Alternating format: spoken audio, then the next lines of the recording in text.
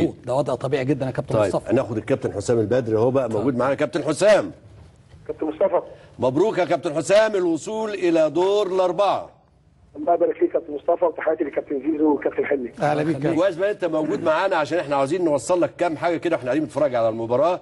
اولا احنا ما باركلكش يوم ماتش الزمالك، اتعمل مجهود بدني وذهني وكل حاجه اتعملت من نص الشوط الاولاني والشوط الثاني كله سيطره في مباراه الزمالك، وتستحق انك تفوز وتستحق التحيه والتقدير من اقل من استوديو التحليل اللي احنا ما كنا بنتكلم على المباراه وعلى تحليل المباراه.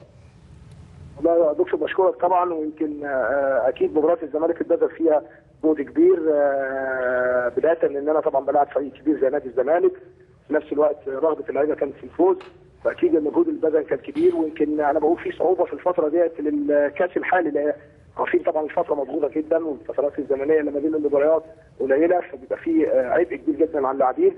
ويمكن انا شاهدت امبارح مباراه الاسماعيلي والاتحاد، شفنا الاشواط الاضافيه، يمكن الريتم نعم اختلف وبقى كان في طبعا تعب كبير جدا على اللاعبين.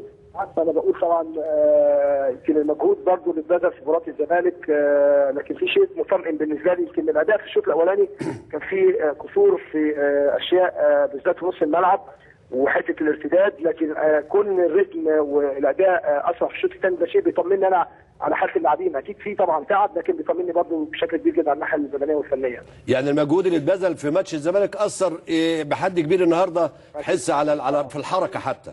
اكيد طبعا. طيب ان النهارده واحنا بنتفرج على المباراه، انت ادرى طبعا، احنا من بره احنا بنتكلم وبنحلل المباراه، لكن النهارده في عندك 3 انذارات، وائل جمعه وحسام عاشور وشهاب. انت ما خفتش ان حد ممكن فيهم يطرد ياخد الانذار الثاني، فده يقلل من تشكيل الفرقه في مباراته القادمه ويأثر على الاداء؟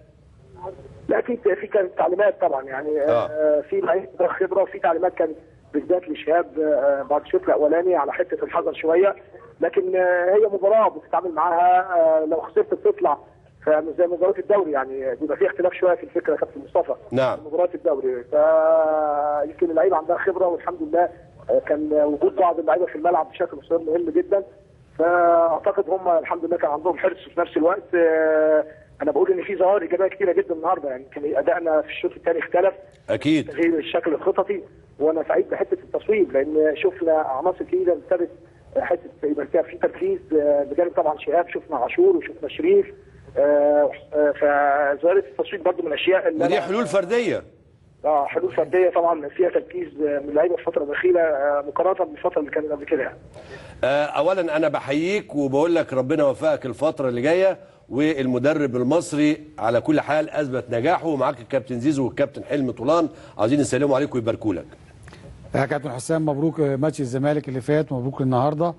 ويعني انا شايف ان الفرقه بدا يحصل فيها صفه الانسجام بعد مجهود كبير جدا طول السنه في ظروف غير كانت طبيعيه من وجهه نظري، ولذلك انا بعتبر انجاز انك انت تكسب الدوري السنه دي بالظروف اللي كنت فيها، ده انجاز كبير قوي، علاوه على المكاسب الاخرى اللي هي متمثله في محافظتك على اللعيبه الكبار، وايضا مكاسب اللعيبه اللي هم الجدد على راسهم شهاب وشكري وعفروتو، ويعني بتمنى لك التوفيق ان شاء الله في المراحل الجايه باذن الله تعالى.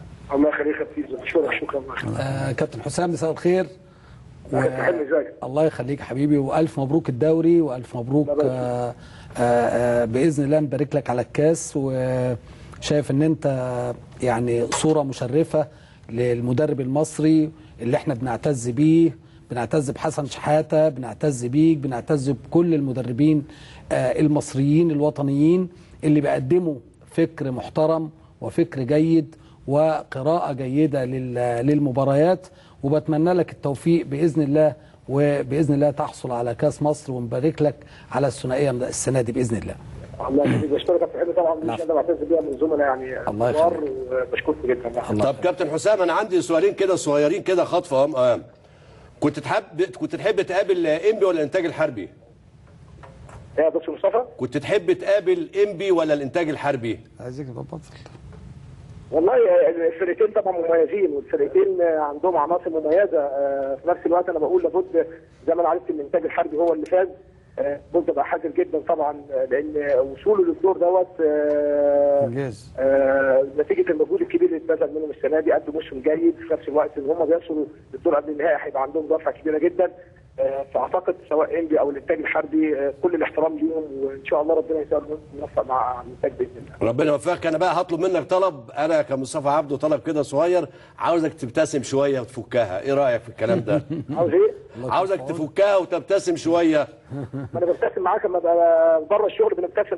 لا انا عارف، بس انا عاوزك ايه، تبتسم شويه كده، واحنا مستنيينك ان شاء الله بعد النهائي ان شاء الله. ان شاء الله بعد ما تحقق تشرفنا ان شاء الله معانا هنا كوره في دريم يا حسام. بالتوفيق ان شاء الله. كابتن حنة.